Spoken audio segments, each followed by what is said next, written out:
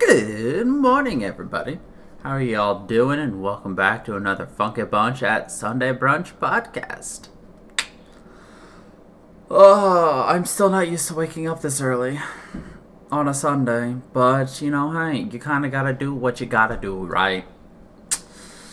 Yeah, well, let's get the plugging out of the way first, shall we? So, we've got stuff to plug, which is, for those of you watching on YouTube and Spotify, I have Twitch at twitch.tv/DJ_funky_fresh. For those of you on Twitch and Spotify, I've got a YouTube at youtube.com/DJFunkyFreshGaming. And for those of you on Twitch and YouTube, I've got a Spotify. Just search DJ Funky Fresh or Funky Bunch at Sunday Brunch Podcast. Any of those, you should find these. That was easy. I'm getting much faster at those because of all the repetition. Which, funnily enough, is a nice little segue into today's topic, which is memory. I don't exactly remember why I brought it up last week, but memory. That's our topic for today. So I'm thinking, at least what I was able to find that would be interesting to talk about is just generally what is memory, a kind of a preview on how you encode your memories, some of the common things for why you forget things or they don't get encoded, and then I figured a nice little look into something that I was very interested in school, which is why your memory is unreliable in a certain instance, which is something we'll get to once I get there at the end. So if any of you ever have any questions, just, let it out, and I'll answer when I get to it. So, anyway, what is memory? The study of the human memory has been a subject of science and philosophy for thousands of years and has become one of the major topics of interest within cognitive psychology. Cognitive psychology was actually the branch of psychology that I was most interested in personally, because that was really on, how the brain works, how the brain perceives things, how it processes it, how to manipulate your brain, how others manipulate your brain. And it really tied into my sociology as well. So, I guess I could do a cognitive psychology episode as well if y'all want. Anyway, human memory involves the ability to both preserve and recover information we have learned or experienced. As we all know, however, this is not a flawless process. Sometimes we forget or misremember things. Sometimes things are not properly encoded in memory in the first place. Memory problems can range from minor annoyances like forgetting where you left the car keys to major diseases like Alzheimer's and other kinds of dementia that affect your quality of life and the ability to function. Thankfully, I'm not old enough to be dealing with Alzheimer's or dementia, and I don't think anybody here is, but for those of you who are, well, hopefully some of these tips on how to encode your memories that we'll get in will be helpful now or later on. So typically, some of the memories that you form are very brief and last for just seconds. And it is mostly for us to take in the sensory information in the world around us. So your sensory memories are just, very few seconds long, whereas your short-term memories are a bit longer and last between 20 to 30 seconds. Those memories consist of the information we are currently focusing on or thinking about. And then, of course, you have some memories that are capable of enduring much longer, which can last days, weeks, months, or decades. Most of these long-term memories lie outside of our immediate awareness, but we can draw them into our consciousness when they are needed. Which begs the question, why do I have long-term memory of video games, but I don't have long-term memory of someone's goddamn name? That's my issue, most of the time. Alright, So using your memory, to use the information that has been encoded into your memory, it first has to be retrieved. And there are many factors that can influence how memories are retrieved, such as the type of information being used and the retrieval cues that are present. Oh God. Of course, this process is not always perfect. Have you ever felt like you had the answer right there on the tip of your tongue, but you couldn't quite remember it? This is an example of the perplexing memory retrieval problem known as lithologica, or the tip of the tongue phenomenon. I believe that is something we will get to a little later. Organizing your memory. The ability to access and retrieve information from long-term memory allows us to actually have these memories to make decisions, interact with others, and solve problems. But how is the information organized in your memory? One way of thinking about it is known as semantic network modeling. This model suggests that certain triggers activate associated memories. A memory of a specific place might activate memories about related things that have occurred in that location. So, for example, a particular campus building might trigger memories of attending classes, studying, and socializing with your peers, which is probably the case with me with video games. I've gotten an entire video game memorized, but it's not like right now I could tell you exactly where to go in that video game. But the moment I get in there, start playing it, and I can see all the surroundings and what's going on, I'm like, oh yeah, now you gotta go here, now here, now here, now here, now there. Now this guy's a dick, and then you go here, here, here, So, maybe? I don't know. So, a slightly bigger snapshot on the different types of memory. So your sensory memory is the earliest stage of memory. During this stage, sensory information from your environment is stored for a very brief amount of time, generally for no longer than half a second for visual information or 3 to 4 seconds for auditory information. We attend to only certain aspects of the sensory memory, allowing some of the information to pass into the next stage, short-term memory. Or in the most case for everybody, it's in one mouth, out the other.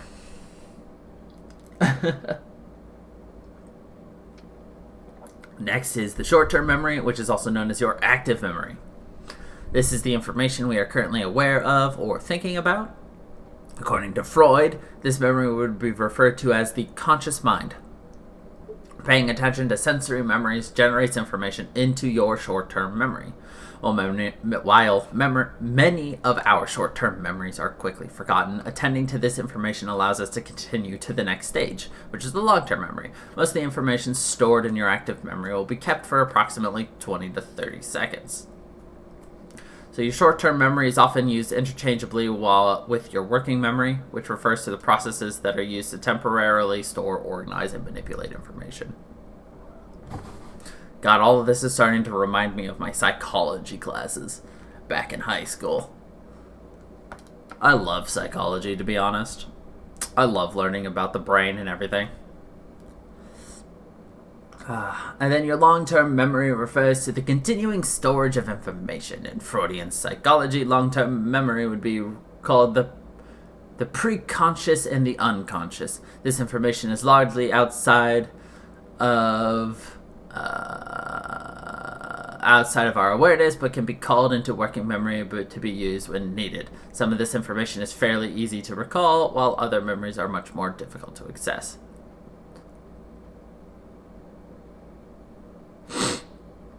Alright, now, this is the one that a lot of people are interested in, losing your memory.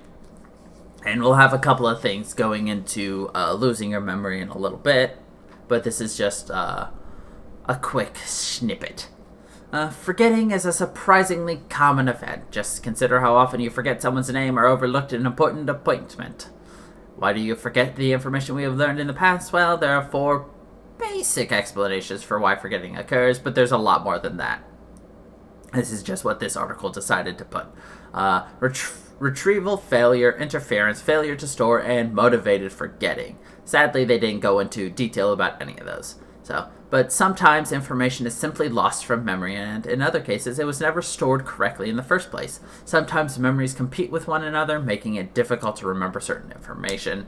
In other instances, people actively try to forget things that they simply don't want to remember.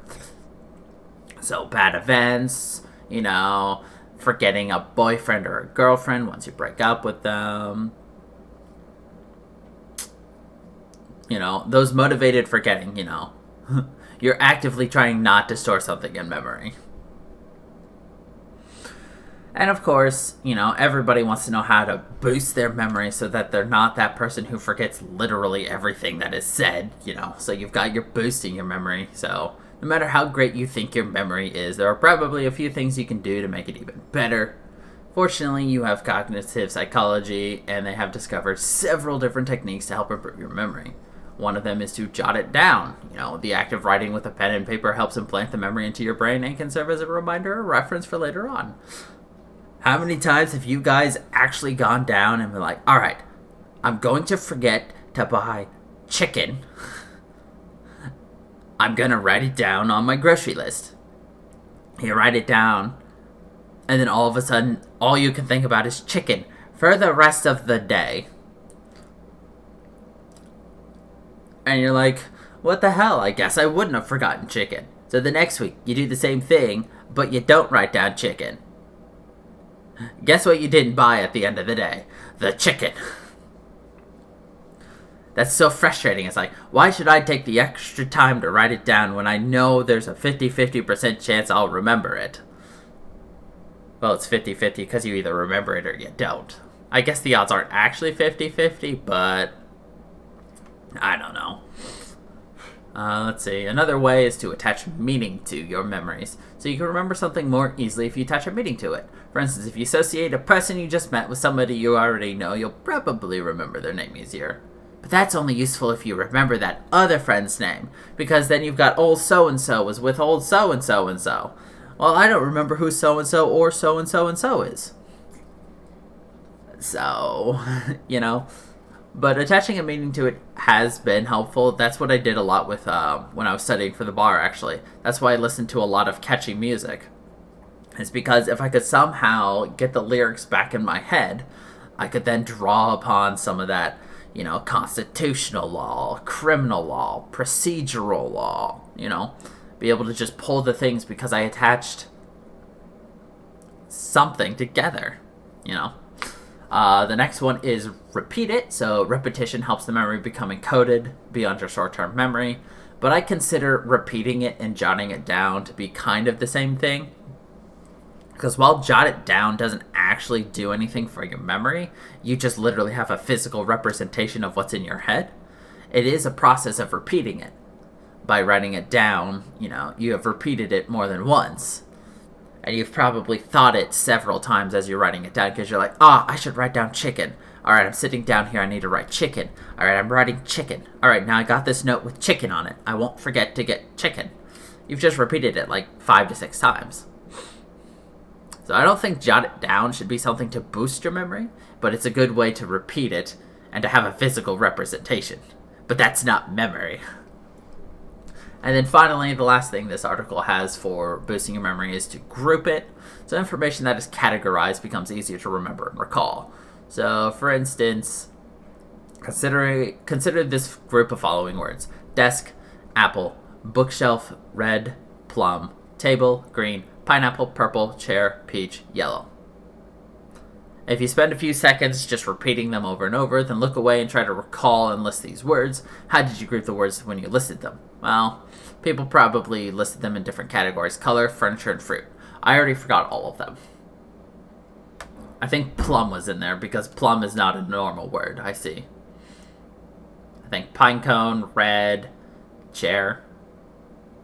There was no chair. There was a chair. Ha-ha! Pineapple, not pine cone. It was desk, apple, bookshelf, red, plum, table, green, pineapple, purple, chair, peach, yellow. So, in addition to those exercises, keeping your brain healthy by exercising regularly, maintaining social connections, managing stress, and performing challenging activities like crossword puzzles or playing an instrument has been proven to help boost your memory.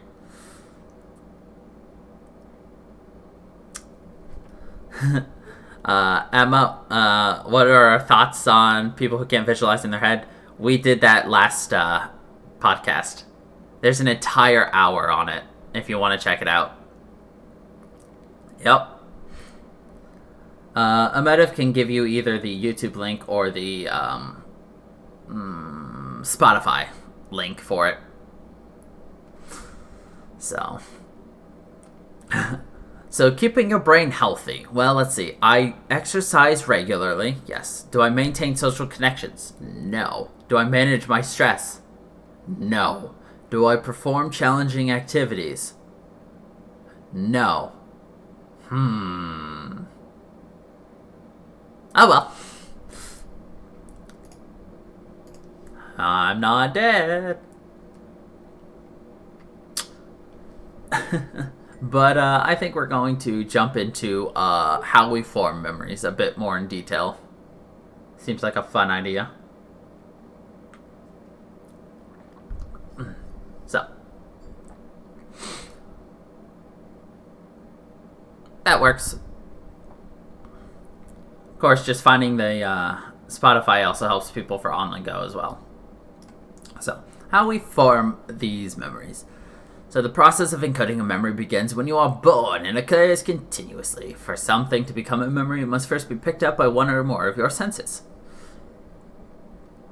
Yeah, just because a link is in there several times doesn't remember someone will remember to push it. So we learn how to tie your shoe, for example. Once you have that process down, it goes into our long-term memory and we can do it without consciously thinking about the steps involved. Now, we were talking about categorizing.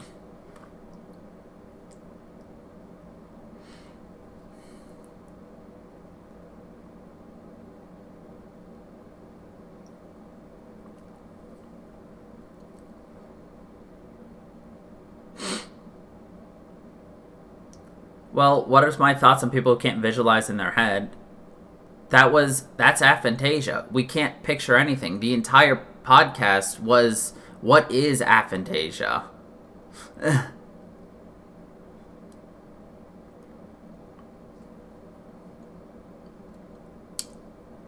Okay, so you're asking, like, our memories? I guess I don't fully understand your question.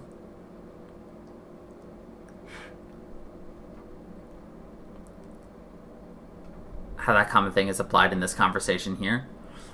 Oh. So how that common thing is applied in this conversation here. So how aphantasia is applied to memory. Well, a lot of the, right. My memories is just like descriptions of things. Like, I can't tell you, I can't visualize, my parents' old house. Could I describe it? Kinda. Right, it's mostly emotions and descriptions. But because there's no visual aspect in my head, there's no visual aspect to my memories.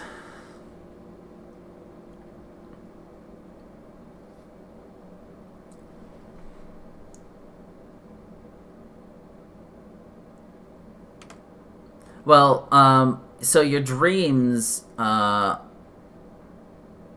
talked about it last week, but your dreams, the way you visualize for dreams is completely different than when you try to visualize in your head now.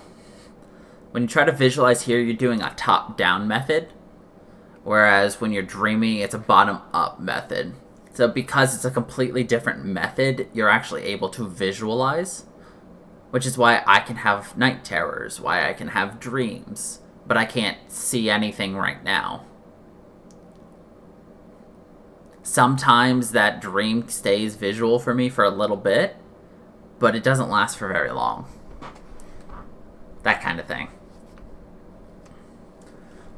Anyway, so the process of encoding a memory, Memory starts off in the storage stage. We learn how to tie our shoes, for example. Once that process is down, it goes to your long-term memories, and you can do it consciously without thinking, or you can do it without consciously thinking about the steps involved. And then, of course, important memories typically move from your short-term memory to the long-term memory. This transfer of information is for more permanent storage that happens in several different steps. It can be committed there through repetition, such as studying or repeatedly taking steps until walking can be performed without thinking, associating it with previously acquired knowledge, motivation. So, that information is related to something that you have a keen interest in, is more likely to be stored for long-term memory. That's why someone can recall the stats of their favorite baseball players years after he has retired or where a favorite pair of shoes was purchased. It is hard to ask good questions when people are sleepy and, it's hard to think it out. You're good. We're typically not aware of what is in our memory until we actually need to use it. Then we have that process of retrieval to bring it to the forefront. But most of this recall happens without you having to concentrate on it, especially with the common types of things such as shoe tying or walking. But there are other types of memories that can take more effort to bring to the forefront. Memory loss is often associated with your aging, but there are a number of things that can trigger short and long-term memory loss, which is injuries, medications, or witnessing a traumatic event. So this is the more interesting type of thing. So your types of memories. So while experts have varying definitions for short-term memory, it is generally described as the recollection of things that happened immediately up to a few days, even though sometimes it's just a few seconds. It's generally believed that 5 to 9 items can be stored in your active short-term memory and be readily recalled. Patients who suffer short-term memory loss can't remember who walked into the room 5 minutes before, but can remember the childhood friend from 50 years ago. So, some of the different types of memories. There's implicit memory. This is referred to as the unconscious memory or automatic memory. These are your past experiences to remember things without thinking about them. Musicians and professional athletes are said to have superior ability to form procedural memories. Why is that an implicit? Whatever. So procedural memory, because it's a subset of implicit memory, is part of a long-term memory responsible for knowing how to do things, also known as motor skills. You don't have to delve into your memory to recall how to walk each time you take a step, or play the piano, ice skate, play tennis, swimming, climb stairs. Which makes sense. I have a horrible memory, but I was in the marching band. And I could memorize, a 10 to 20 minute show using 4 mallets in my hands, which means I was probably hitting 1,000+ notes in that time. Remembering, when to switch, knowing what happens behind me, watching the conductor, memorizing where everything is on the marimba in front of me,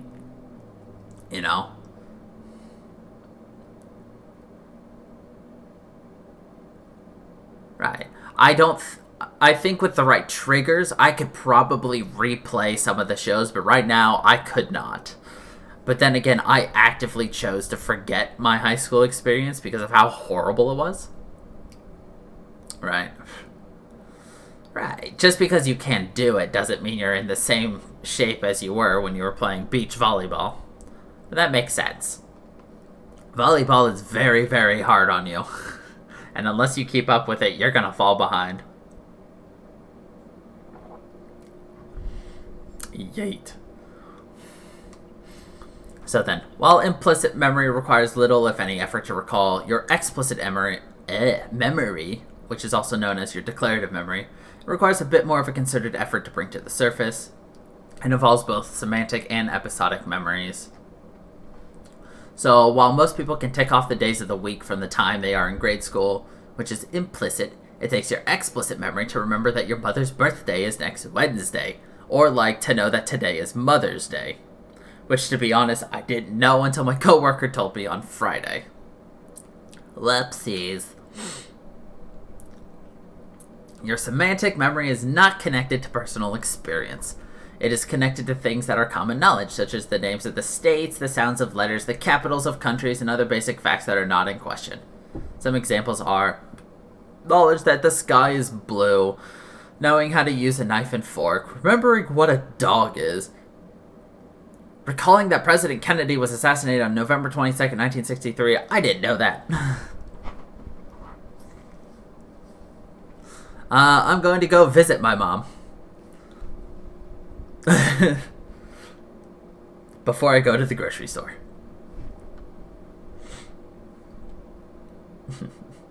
And then, of course, your episodic memory is a person's unique recollections of a specific event or an episode. People are usually able to associate particular details with an episodic memory, such as how they felt, the time and place, and other particulars.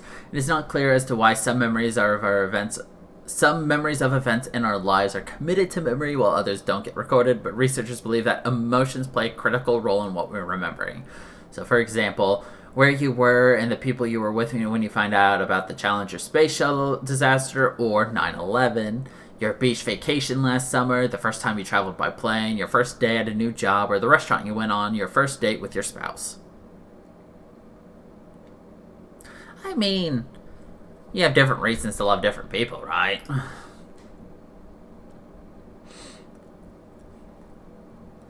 But yeah, those were the common types of memories and how they're kind of split up and viewed. Now let's look at common memory problems, which we all have. Especially me. So it's normal to forget things from time to time, and it's normal to become somewhat more forgetful as you age. But how much forgetfulness is too much? How can you tell whether your memory lapses or how your memory lapses are normal forgetfulness or if you just have an issue? Healthy people can experience memory loss or memory distortion at any age. Some of these memory flaws are more pronounced with age, but unless they are extreme and persistent, they are not considered Alzheimer's or other memory impairing illnesses. So here are 7 normal memory problems, because I have probably all of these. First is transience. This is a tendency to forget facts or events over time. You're most likely to forget information soon after you learn it. However, memory has a use it or lose it quality. Memories that are called up and used frequently are least likely to be forgotten. Although transience might be a sign of memory weakness, brain scientists regard it as beneficial because it clears the brains of unused memories, making way for newer, more useful ones. Like when I clear my hard drive. I don't use this anymore, we can delete it 20 days later. I needed that thing I deleted. Whoops. That's why I don't empty my recycle bin.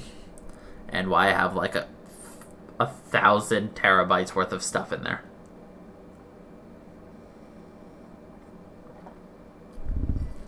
Next is absent-mindedness. This type of forgetting occurs when you don't pay close enough attention.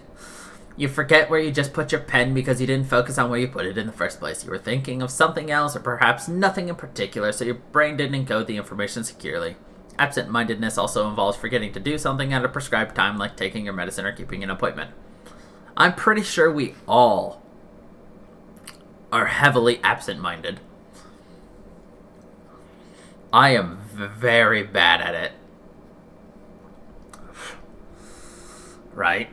We're all just like, well, no.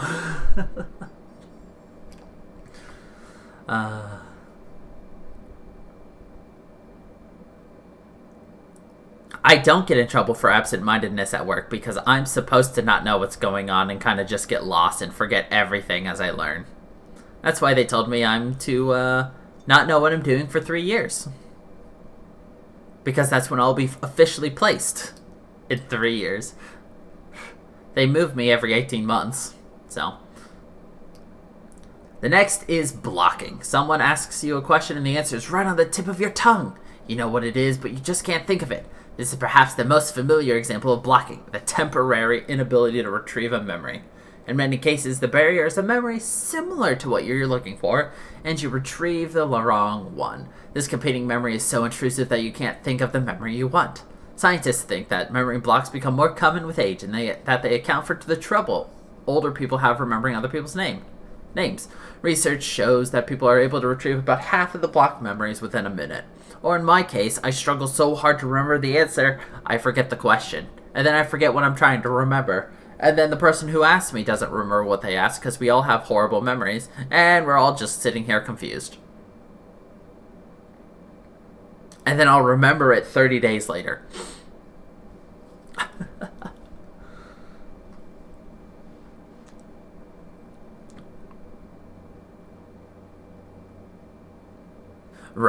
they want to distract you from remembering, and then you don't think to do the very important thing, and you get yelled at. You said, if you want me to do it, you need to let me remember, or we're gonna have a problem. Yeah, that is very true, but at the same time, sometimes they just can't let you sit there and just puzzle it out. Work on a plane. Get big, yell. Alright, the next one is misattribution. This occurs when you remember something accurately in part, but misattribute some details like the time, the place, or who is involved.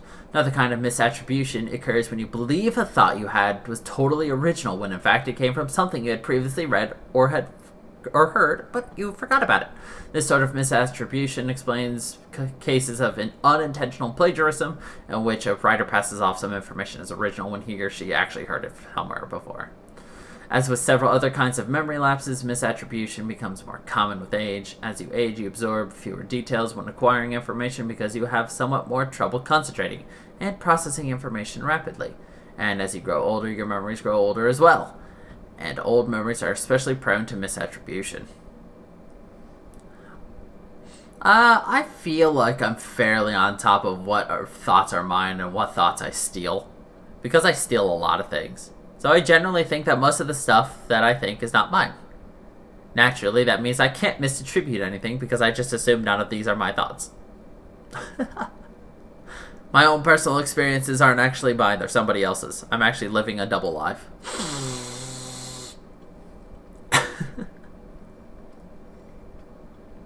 Makes sense, right? Anyway, the next one is suggestibility. This is the vulnerability of your memory to the power of suggestion. Information that you learn about an occurrence after the fact becomes incorporated into your memory of the incident, even though you did not experience these details. Although little is known about exactly how suggestibility works in the brain, the suggestion fools your mind into thinking it's a real memory. So that's very true. So for instance, you know how people say you don't actually have memories after you, like, before the age of 3 or 5? They say it is literally impossible for you to have memories yourself of these instances. And then people are like, nuh-uh, this happened, and lists off a very accurate retelling of something that happened when they were 2 years old. This is an example of misattribution and suggestibility, because to them, that memory is incredibly real, and they can see it in their head. They can remember feeling it. But what they're actually doing is recounting a relative telling them of the event.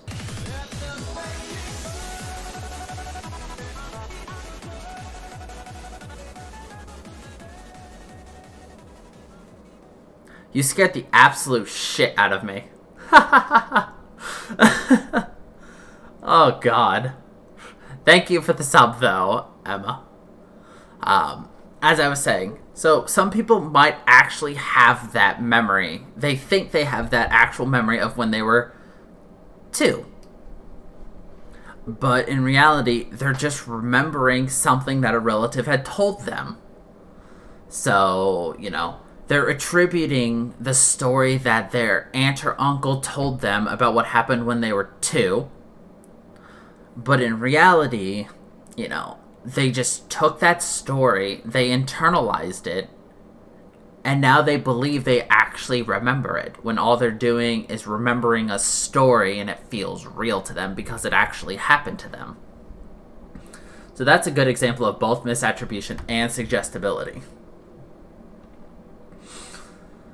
The next one we have is bias, which is even the sharpest memory isn't a flawless snapshot of reality. In your memory, your perceptions are filtered by your personal biases, experiences, beliefs, prior knowledges, and even your mood at the moment. Yes, everybody wants the Kirby, but she probably has it from somewhere else. So, your biases can affect your perceptions and experiences when they're being encoded in your brain. And when you retrieve a memory, your mood and other biases at that moment can influence you what information you actually recall. So, although everyone's attitudes and preconceived notions bias their memories, there's been virtually no research on the brain mechanisms beyond memory bias or whether it becomes common with age. And then finally, you've got persistence. Most people worry about forgetting things, but in some cases, people are tormented by memories they wish they could forget, but can't. The persistence of memories of traumatic events, negative feelings, and ongoing fears is another form of memory problem. Some of these memories accurately reflect horrifying events, while others may be negative or distortions of reality. People suffering from depression are particularly prone to having persistent, disturbing memories. So are people with PTSD. PTSD can result from many different forms of traumatic exposure, such as sexual abuse or wartime experiences. Flashbacks, which are persistent, intrusive memories of the traumatic event, are a core feature of PTSD. What's PTRS? But, I have persistence. Okay. But yes, I have persistence very badly. Well, with flashbacks and just negative feelings, emotions, and physical. Right. That makes sense. It's a subvert of PTSD, but focus on the traumatic relationships. Yeah. Half of my flashbacks are focused on negative feelings. The other half is focused on actual physical pain that I felt then and can feel now. So I'm gonna have a bad podcast when we talk about that. But I'll get through it. But actually, because of that, I actually decided to delve slightly deeper on why bad memories tend to stick more than good ones. So we're going to go into that, I think, for a little bit before we reach what I find super interesting about memory. Cool. So it is post-traumatic relationship syndrome. I don't have to, but it's interesting, and it lets you know what's in my head a bit more, because it doesn't leave. So, we remember the bad times better than the good because our emotions influence how we process memories. So when people recall significant emotional events in their life, such as their wedding day or the birth of their first child, they're generally very confident about how they remember the details of the event. Whether or not this confidence is warranted is debatable because details remembered with confidence often aren't exactly correct. Memories generally are prone to distortion over time, but researchers have found some evidence to suggest that emotional memories are more resistant to the decay processes that wear away at all memories with time. It's clear there's something very kind of special and prioritized about how we remember these emotional experiences. However, as you all know, the bad generally outweighs the good. Negative events may edge out positive ones in our memory. It really does matter whether an event is positive or negative, in that most of the time, if not all of the time, negative events tend to be remembered in a more accurate fashion than positive ones. The best example of this is, what are you more likely to remember? The fact that you found $50 on the ground, or the fact that you lost $50 out of your wallet? Let's be completely honest. You'll be pissed that you lost $50 10 years later.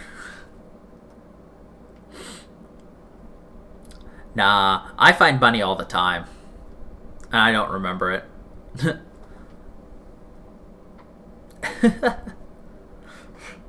Yeah, but then you'd spend it and it's gone. Whereas, if you lose $50, you're always just going to end up being like, God damn it, I lost it. Shield the wealth god? No. But, yeah.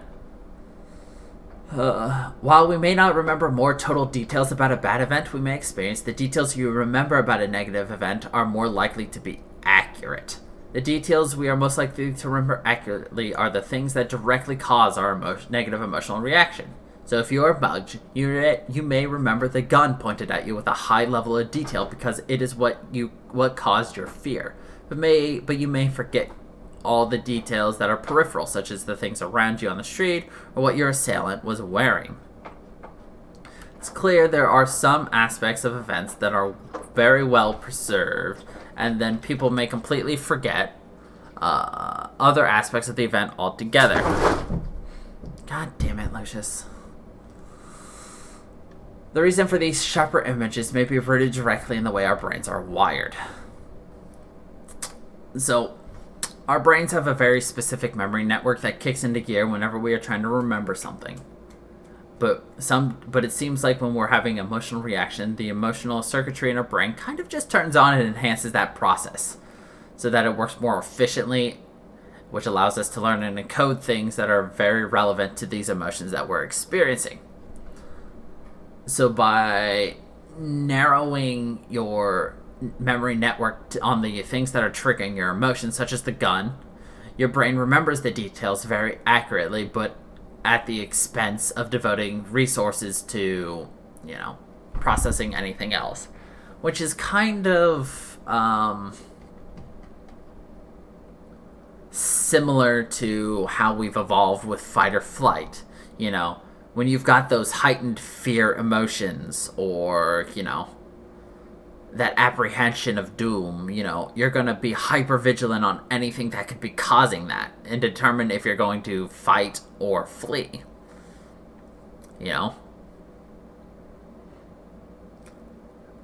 And so that still hasn't changed. So when you get into one of those situations, you've got that gun pointed right at you and you're just staring at it,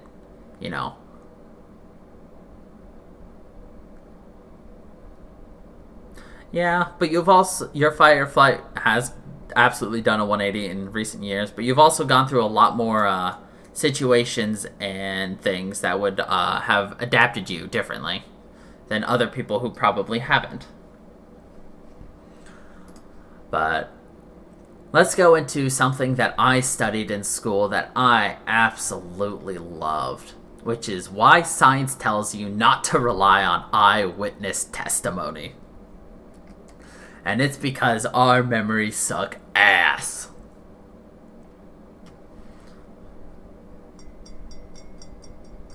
Yeah, well, your wiring's just broken, that's all.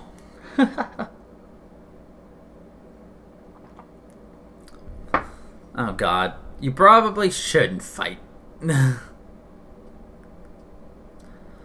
Depending on the situation, but yeah, if you can save yourself or someone else, absolutely. You do have a duty. In some instances, yes. But, so. In 1984, Kirk Bloodsworth was convicted of the rape and murder of a 9-year-old girl and sentenced to the gas chamber. An outcome that rested completely on the testimony of 5 eyewitnesses. After 9 years in prison, DNA testing proved him to be 100% innocent. This devastating mistake by eyewitnesses are not rare. Thanks to the Innocent Project, they were able to use DNA testing to exonerate both Kirk and others who have been wrongfully convicted of crimes. They have noted that 73% of 239 convictions that have been overturned through DNA testing were based completely on eyewitness testimony. 1/3 of those overturned cases rested on those 2 or more mistaken eyewitnesses. So how can it be wrong? Easy. There's lots of reasons. So, eyewitness identification typically involves selecting the alleged perpetrator from a police lineup, but it can also be based on police sketches and other methods. Soon after selecting a suspect, eyewitnesses are asked to make a formal statement confirming the ID and to try to recall any other details about events surrounding the crime. At the trial, which could be years later, eyewitnesses usually testify in court. Because individuals with certain psychological disorders, such as antisocial personality disorder and substance dependence, are at a high risk for criminal involvement, they are also at heightened risk for false identification by eyewitnesses. Surveys show that most jurors place heavy weight on these eyewitness testimonies when deciding whether a subject is guilty. But although eyewitness reports are sometimes accurate, jurors should not accept them uncritically because of the many factors that can bias these reports. So, for example, jurors tend to give more weight to the testimony of witnesses who report that they are very sure about the identifications, even though most studies indicate that highly confident eyewitnesses are generally only slightly more accurate, but sometimes not more so than those who are less confident. In addition to educating jurors about the uncertainties surrounding these eyewitness testimonies, adhering to specific rules for the process of identifying the subject can make the testimony more accurate. So, the uncritical acceptance of eyewitness accounts may stem from a popular misconception on how your memory works. Many people believe that human memory works like a video recorder. The mind records events and then on cue plays back an exact replica of them. Yeah, right. If I have a VCR, somebody unplugged the visual component of it. Because fuck. On the contrary, psychologists have found that memories are reconstructed rather than played back each time we recall them. The act of remembering is more akin to putting puzzle pieces together than retrieving a video recording. Even questioning by a lawyer can alter the witness's testimony because fragments of the memory may unwillingly be combined with information provided by the questioner, leading to inaccurate recall. That's actually called leading questions. So, on the stand, when a lawyer is asking questions, a leading question is, so, did the defendant wear a bright red shirt on a dark night while standing underneath the street lamp? That is a leading question because you provided them details that they may not have known. What they should have said was break that into 3 questions. Like, what was the defendant wearing? What was the night? What was the surrounding areas like at the time of the crime? You know, what were they standing near? If they were standing near anything at all. You have to ask a question that does not provide information, that does not lead them to give you a certain answer. Like, for instance, you can't say, what was the heinous crime that this person committed? You know, because that would more likely make the witness provide a more graphic retelling of the thing, even providing information on their own, because they're like, oh, graphic, I need to make this more graphic, type of deal. So, many researchers have created false memories in normal individuals, what is more, many of these subjects are certain that the memories are real. So, in a well-known study, Loftus and her colleague Pickrell gave subjects written accounts of 4 events, 3 of which actually happened, and the 4th story was fictional, but it was centered on the subject being lost in a mall or another public place when he or she was between 4 and 6 years old. A relative provided realistic details for the false story, such as a description of the mall at which the subject's parents shopped. After reading each story, subjects were asked to write down what else they remembered about the event or to indicate that they did not remember it at all. Remarkably, about a third of the subjects reported partially or fully remembering the false event. In 2 follow-up interviews, 25% still claimed that they remembered the untrue story. Given the dangers of mistaken convictions based on faulty eyewitness testimony, how can you minimize such errors? Well, the Innocence Project has proposed legislation to improve the accuracy of eyewitness identifications. These proposals include videotaping the identification procedure so that juries can determine if it was conducted properly, putting individuals in the lineup who resemble the witness's description of the perpetrator, informing the viewer of the lineup that the perpetrator may or may not be in it, and ensuring that the person administrating the lineup or other identification procedure does not know who the subject is. Although only a few cities and states have adopted laws to improve the accuracy of eyewitness identification, there seems to be a growing interest in doing so, which is good. So, in addition, allowing experts on eyewitness identification to testify in court could help educate juries and perhaps lead to more measured evaluation of the testimony. Most U.S. jurisdictions disallow such experts in the courtrooms on the grounds that laboratory-based eyewitness research does not apply to the courtroom, because clearly what we've studied about eyewitnesses does not matter in the place where you need the most accurate eyewitness information. because the conclusions are mostly common sense and therefore not very enlightening. And yet, we have considerable evidence showing that the experimental findings do apply to courtroom testimony and that they are often counterintuitive. Like the fact that what you see now is not what you're going to remember in 20 days. Science can and should inform judicial processes to improve the accuracy and assessment of eyewitness accounts. We are seeing some small steps in that direction, but our courts are still a long way to go to ensure innocent people are not punished because of flaws in the very influential type of evidence. And of course, there are several things that research has shown that show why eyewitness testimony can be faulty, and these are anxiety and stress, the reconstruction of your memory, the weapon focus, and leading questions. So, with anxiety and stress, it's almost always associated with real-life crimes of violence. In a study of 21, Deffenbacher reviewed 21 studies and found that stress-performance relationship followed an inverted U function.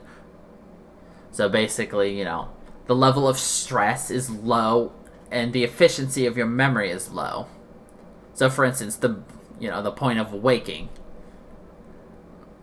Don't really know what that exactly is, but probably when, your stress is initially starting to rise. The best point of your memory is right at the optimal level of stress, right between low stress and high stress. So not when you're like, I'm kind of just a potato right now, versus I am about to explode. That point right in between where we're probably all functioning right now is that optimal level, and that's where the most efficient point of your memory is. So, this means for tasks of moderate complexity, performances increases with stress up to an optimal point where it starts to decline. So, another study by Clifford and Scott found that people who saw a film of a violent attack remembered fewer of the 40 items of information about the event than a control group who saw a less stressful version of the film.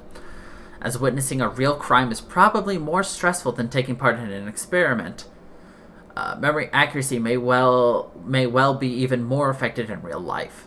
However, a different study contradicts the importance of stress in influencing eyewitness memory. They showed witnesses of a real life incident, a gun shooting outside of a gun shop in Canada, had remarkable accurate memories of a stressful event involving weapons. A thief stole guns and money, but was shot 6 times and died. The police interviewed witnesses, and 13 of them were re-interviewed 5 months later. Recall was found to be accurate, even after a long time, and 2 misleading questions inserted by the research team had no effect on the recall accuracy. One weakness of the study was that the witnesses who experienced the high levels of stress were actually closer to the event, and this may have helped. So, it's kind of hard to say, because obviously the person, they could have had a very, very unusual circumstance. That was also only one study. You need to do these hundreds of times. The person could have had, the world's best memory, a photogenic memory as well. It's really hard to tell. But the next thing that leads to eyewitness errors is the reconstruction of your memory. So the reconstructive memory is crucial to understanding the reliability of eyewitness testimony, because it suggested that recall is subject to personal interpretation dependent on our learnt or cultural norms and values in the way we make sense of the world. Many people believe, that memory works like a videotape. Storing information is like recording, or remembering is like playing it back. However, memory does not work that way. It is a feature of human memory that we do not store memory exactly as it's presented to us. Rather, we extract the gist or the underlying meaning of it and store it as such. In other words, we store information in the way that makes the most sense to us. So we make sense of information by trying to fit it into our schemas. So schemas are the mental units of knowledge that correspond to frequently encountered people, objects, or situations. They allow us to make sense of what we encounter in order that we can predict what is going to happen and what we should do in any given situation. These schemas may in part be determined by social values and therefore prejudice. Schemas are therefore capable of distorting unfamiliar or unconsciously unacceptable information in order to fit in with our existing knowledge or schemas. This can, therefore, result in unreliable eyewitness testimony. Bartlett tested this theory using a variety of stories to illustrate that memory is an active process and subject to individual interpretation or construction. So in the famous study War of the Ghosts, Bartlett showed that memory is not just a factual recording of what has occurred, but that we make effort after meaning. By this, Bartlett meant that we try to fit what we remember with what we really know and understand about the world. As a result, we quite often change our memories so they become more sensible to us. His participants heard a story and had to tell the story to another person and so on, like a game of telephone. The story was a North American folk tale called The War of the Ghosts. When asked to recount the detail of the story, each person seemed to recall it in their own individual way. With repeat telling, the passages became shorter. Puzzling ideas were rationalized or omitted altogether, and details changed to become more familiar or conventional. For example, the information about ghosts was omitted as it was difficult to explain, whilst participants frequently recalled the idea of not going because he hadn't told his parents where he was going, because that situation was more familiar to them. For this research, Bartlett concluded that memory is not exact and is distorted by existing schema or what we already know about the world. It seems therefore that each of us reconstructs our memories to conform to our personal beliefs about the world, which is very true. Because you're not going to remember an entire long passage, You're going to pull out the gist of that passage and remember it. But when you retell it, not everything will be encoded properly. So you'll either fill in the blank with what makes the most sense to fill in the blank, or you'll just completely omit that part completely and hope that it still makes sense. Because how many times have you told somebody something, but because you don't fully remember that information 100%, but you just, quote, know it, you have a hard time making the other person understand. Because you know the gist of it, because it fits your schema, your frame of mind. But because that other person doesn't have the exact same experiences and mental mindset and information that you've forgotten, it doesn't make as much sense to them. It's probably one of the most frustrating things. You don't remember. It happens a lot, Panda. So, this clearly indicates that our memories are anything but reliable photographic records of memory.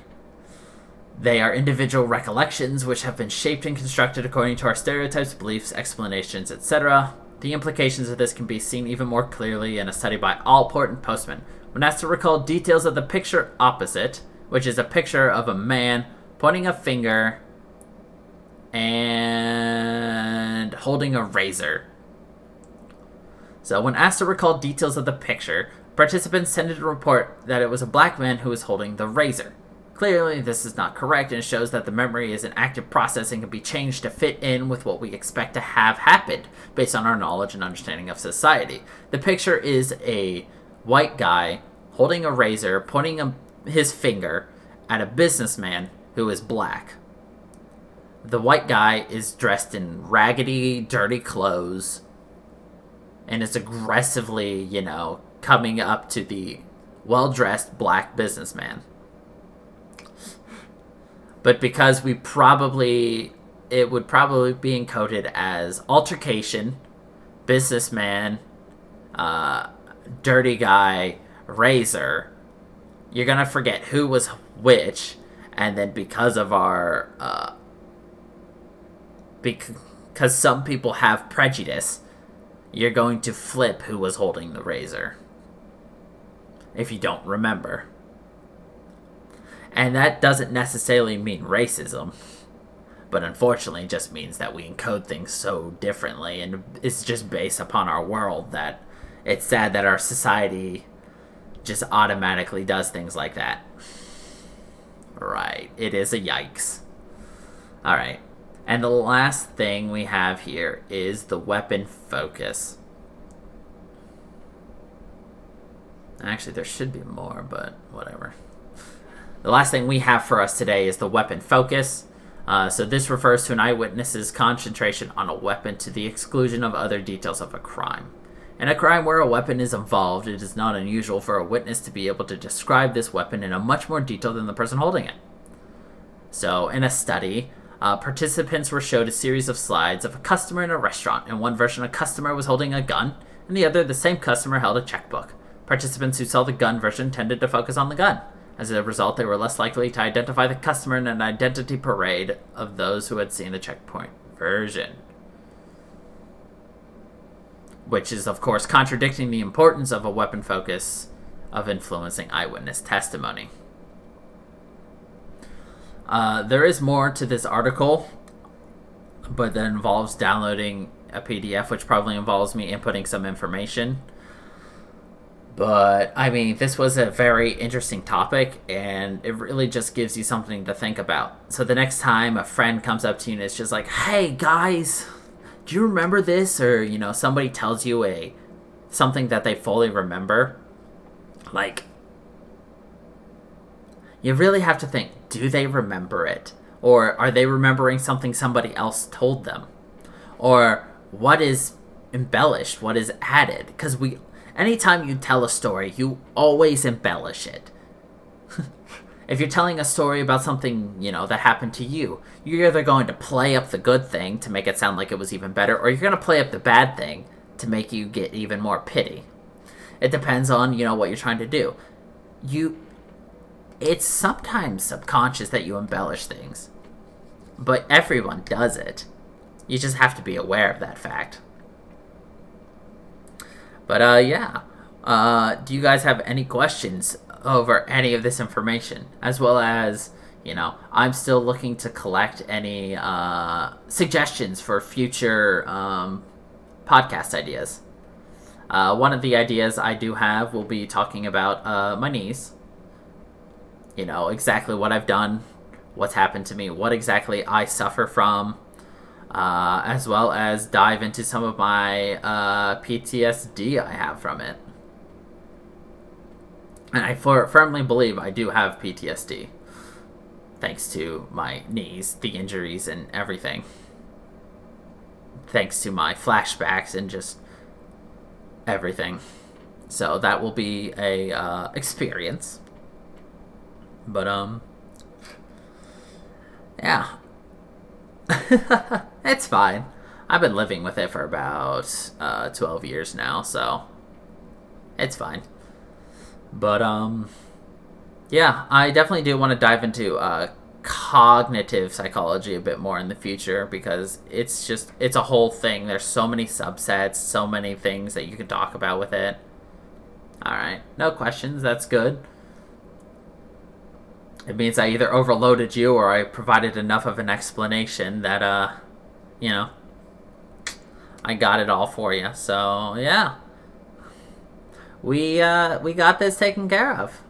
So, that was another successful podcast. I'd like to thank everybody for dropping by and watching. We do this every Sunday at 9 a.m. Eastern Standard Time. The YouTube video goes up by 11, hopefully. Sometimes it takes a little longer, and obviously it is on Spotify. So, thank you everybody for watching. Thank you all for listening. And until the next time, everybody, stay funky, people.